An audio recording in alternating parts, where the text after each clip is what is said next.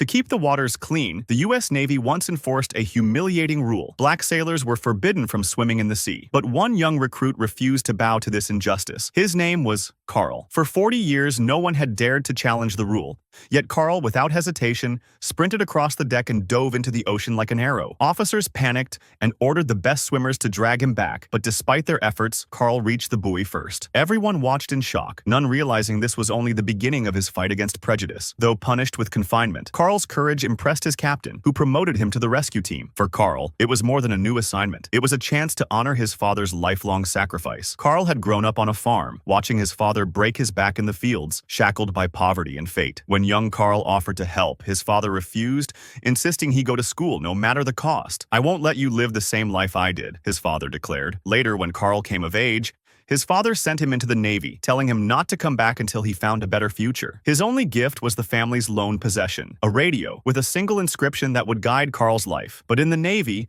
Carl quickly discovered the limits of his skin color. A black man could only cook or leave. Most accepted it. Carl did not. When others kept their heads down, he chose to fight. His defiance cost him weeks in the brig, but it won him a place on deck. Fate soon intervened. During a rescue mission, Carl saw Navy divers in action, men who commanded respect because they faced the deadliest risks. From that moment, Carl knew this was what he wanted to become. He begged the captain for a recommendation to diving school. To most, it sounded like a joke, but the captain recognized Carl's courage and wrote the letter that would change history. After 2 years and hundreds of applications, Carl finally won admission. Yet when he arrived, the prejudice was even sharper. Guards barred him at the gate. Inside, the school's master chief mocked him, convinced no black man could ever be a diver. Training became torment. Ice water poured over his bed. Brutal, special drills meant to break him. But Carl endured. He gained one friend, a shy, stuttering recruit named Sam. Both outcasts, they leaned on each other until Sam was cruelly expelled, punished for standing by Carl. Carl swallowed the pain, knowing only results could silence the hate. In blindfolded tests, he assembled equipment faster than anyone, shocking his instructors. But on paper, he barely scraped by, forcing him to spend nights buried in books. At the library, he met Jo, the woman who would become his wife. She was drawn not to his strength, but to his unshakable belief that when others turn away from a mountain, he will climb it. Step by step,